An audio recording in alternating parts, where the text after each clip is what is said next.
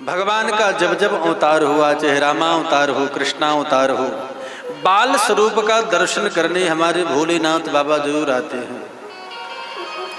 कैलाश के शिखर पर भगवान देवाधिदेव महादेव विराजमान हैं। मन कहता है चल रे योगी नंद भवन में, तो ही यशोदा मां बुलाएं। बाबा चलो, मन कहता है कि चलो ठाकुर के अपने बाल स्वरूप का दर्शन कराना। कैलाश के शिखर पर भगवान भोलेनाथ वहां से चले हैं। नाम बदल दिया, स्वरूप बदल दिया, ब्राह्मण का रूप लेकर के, ज्योतिषी का रूप लेकर के आए हैं। चारों तरफ घूम रहे हैं, कहीं से कहीं दर्शन मिल जाए, लेकिन नंद भवन में इतनी भीड़ है, दर्शन कैसे हो। नंद बाबा के भवन के सामने अलख लगा दिया।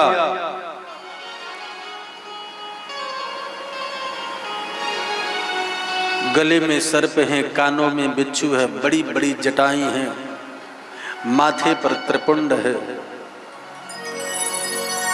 जैसे ही अलख जगाया, हर हर महादेव करके यशोदा मैया बाहर आ गई। यशोदा मैया जैसे बाहर आई, शंकर भगवान भोलेनाथ को देख करके डर गई। बाबा तुम कौन हो, कहां से आए हो? गले में इतने बड़े बड़े सर्प लटकाए हो, कानन में बिच्छू लटक रहे हैं, क्या चाहिए तुमको?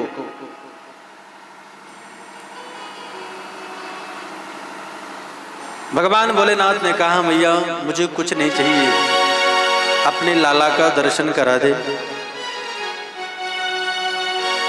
यशोदा मैया बोली बाप रे बाप, मेरा लाला? मैं 80 वर्ष की हो गई है, तुम्हें देख करके मुझे डर लागे। इतनी बड़ी बड़ी सांप लेकर के मुंह में गले में फंसा के रखे हो, कानन में बिच्छू लटक रहे हैं।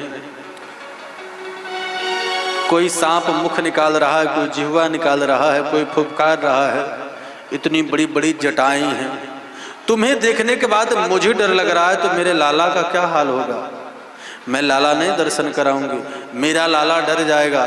मेरा लाला तो सरपन का, बंदरन का अगर तस्वीर में भी दर्शन कर ले तो डर जाता है। तुम कह रहे हो दर्शन करा दे?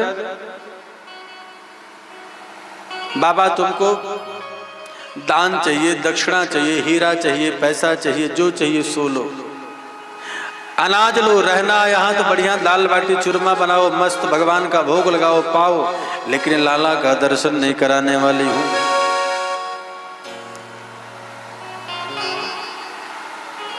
भगवान कृष्ण बोले मैया बड़ी हठी है। भगवान बोले कि माँ तुम डरो मत, तुम्हारा लाला ऐसा वैसा नहीं है।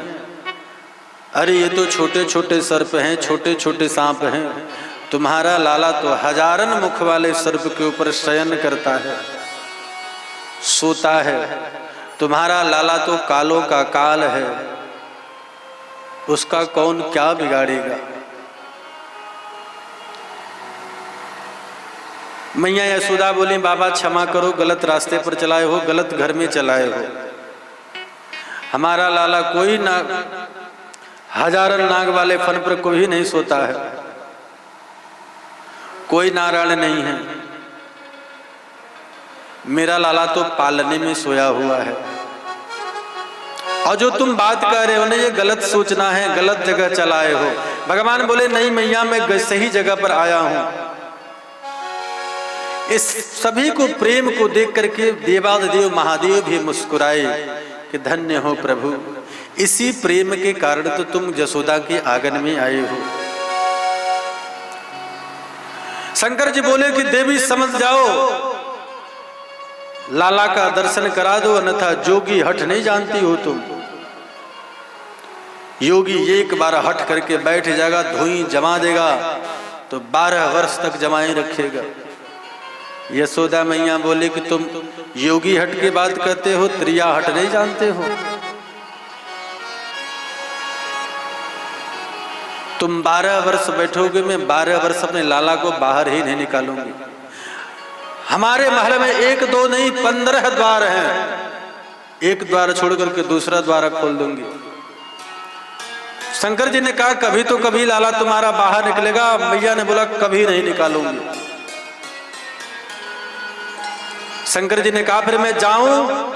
यशोदा मैया बोले मैंने कब कहा कि आप जाओ नारायण, आप यहां विराजो, भोजन करो, जो आपको सामग्री चाहिए वो मैं दूंगी, लेकिन लाला का दर्शन नहीं कराऊंगी। शंकर जी बोले हमें कुछ नहीं चाहिए, लाला का दर्शन चाहिए, देना हो तो दो न था मैं जाऊं।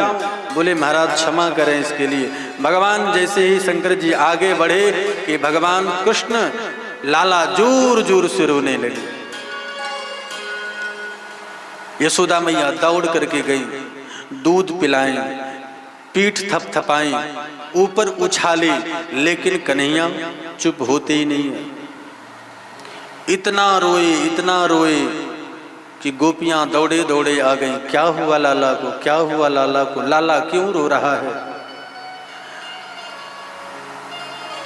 यशोदा मैया बोली हमें तो पता नहीं, मैंने दूध भी पिलाया, थपथपी भी लगाई, लेकिन ये चुप होने का नाम ही नहीं लेता है। दूसरी गोपी बोली कि लगता है नजर लग गई है इसको। मैया बोले हमारा नजर लग गया हो तो बात कह नहीं सकती हूं, लेकिन अब तक तो कोई आया नहीं। हाँ, एक सरपन वाला बाबा आया था, बड़े लंबे लंबे सांप लटकाए हुए, बिच्छू लटकाए, वो बाबा आया था। वो बोल रहा था कि दर्शन करा दे, सो मैंने मना कर दिया, बाबा रूठ के चला गया। गोपियां बोले क्या पता बाबा नजर लगा दिया हो। बाबाओं का कोई भरोसा नहीं है।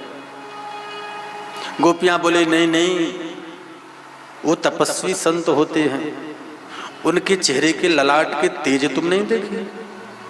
मुझे तो ऐसा लगता है कि उसी बाबा से फांडा कराओ, उसी बाबा से नजर उतरवाओ, तो शायद लाला तुम्हारा चुप हो जाएगा। यशोदा मैया दो गोपियों को बोली जाओ जाओ जाओ, ज्यादा दूर नहीं गए होंगे, बुला कर के लाओ। गोपियां दौड़ी दौड़ी गई हैं बाहर। भगवान भोलेनाथ एक बट वृक्ष के नीचे बैठ करके भगवत भजन कर रहे हैं। गोपियां बोले चल रे योगी नंद भवन में, तो है यशोदा माय बुलाए, बाको लाला को नजर लगी है, राई लो न करवावे। हे योगी, हे बाबा, यशोदा के भवन में चलो, उनका लाला बहुत रो रहा है, राई लोन कराने के लिए बुला रही आपको। भगवान शंकर बोले ओ गोपी, मैं किसी घर नहीं जाता हूं, मैं योगी हूं,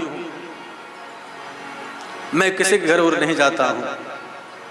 बोले बाबा चलो, कृपा करो, पधारो। बोले कि जाकर के कहो अपने लाला का दर्शन कराएगी कि नहीं कराएगी वो। गोपियां दौड़ती हुई आई कि बाबा का एक हट है कि दर्शन कराओगे कि नहीं कराओगी। यशोदा मैया बोली पहले बुला को तलाओ, बोल दो हाँ कराऊंगी। गोपियां भगवान भोलेनाथ को लेकर के आई हैं। भगवान जोर जोर से रो रहे हैं। कभी एक गोपी लेती, कभी दूसरी गोपी, कभी यशोदा मैया, लेकिन भगवान चुप होने का नाम ही नहीं ले रहे। देवादिदेव महादेव आए और कहे यशोदा मैया अपने लाल को दे दो मुझे। यशोदा मैया बोली बाबा एक कृपा करो ना, दूर से ही झाड़ा कर दो, कुछ ऐसा मंत्र फूंक दो कि मेरा लाला चुप हो जाए। शंकर जी बोले ऐसे चुप नहीं होने वाला लाला, लाला चुप तो मेरे गोद में ही होगा। डरते डरते यशोदा मैया भगवान शंकर के गोद में दी और सुखदेव भगवान कहते हैं परीक्षित, शंकर जी के गोद में भगवान जैसे ही गए खिलखिला करके हंस पड़े। यशोदा मैया कहीं बाबा तुम तो बहुत जादू टोना जाने, तुम्हारे गोद में लाला तो मुस्कुराने लगा, हंसने लगा, लाओ मुझे दे दो। और जैसे ही भगवान शंकर जी यशोदा मैया के गोद में दिए, भगवान रोने लगे। यशोदा मैया के गोद में भगवान रोते हैं और भगवान शंकर के गोद में मुस्कुराते हैं। यशोदा मैया बोले कि बाबा जो तुमको चाहिए, हीरा जवाहरात मोती जो चाहिए सो देने को तैयार हो, लेकिन ऐसा कोई मंत्र कर दो, ऐसा झाड़ा कर दो कि हमारे गोद में मेरा लाला मुस्कुराए, हमारे गोद में लाला हंसे।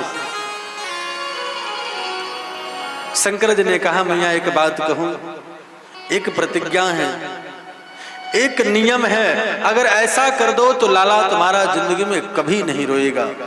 मैया बोली बाबा तुरंत बताओ। बोले ऐसा करो, अपने भवन में हमारा एक छोटा सा मंदिर बनवा दो, और जब तुम अपने लाला को स्नान कराओ तो वो स्नान का पानी हमारे ऊपर गिर जाए, फिर लाला तुम्हारा कभी नहीं रोएगा। और सुखदेव भगवान कहते हैं परीक्षित, मैया यशोदा ने देवादिदेव महादेव का सुंदर मंदिर बनवाया। जब जब भगवान कृष्ण को स्नान कराती हैं वही पानी शंकर जी के ऊपर गिरता है। इसलिए भगवान हो गए नंदेश्वर महादेव की आनंद।